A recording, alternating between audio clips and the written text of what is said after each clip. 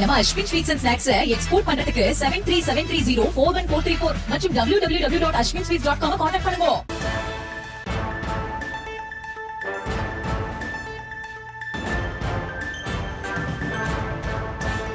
அண்மை செய்தியை பார்த்து வருகிறோம். வேலூர் மாவட்டம் பேர்ணாம்பட்டு அருகே தோல் தொழிற்சாலையில் ஏற்பட்ட வாயு கசிவின் காரணமாக 2 பேர் பாதிக்கப்பட்டு மருத்துவமனையில் சிகிச்சை பெற்று வந்த நிலையில் சிகிச்சை பலனின்றி உயிரிழந்திருக்கிறார்கள்.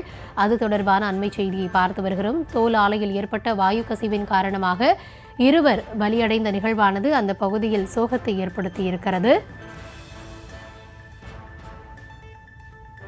விரிவான விவரங்களோடு செய்தியாளர் சிதம்பரம் இணைந்திருக்கிறார்.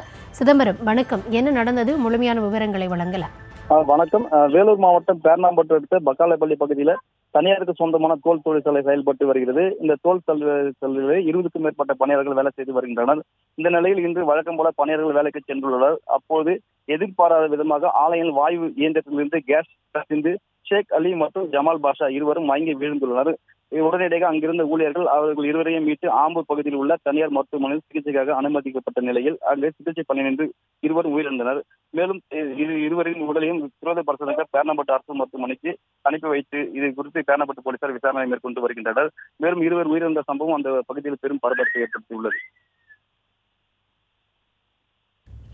விவரங்களுக்கு நன்றி சிதம்பரம்.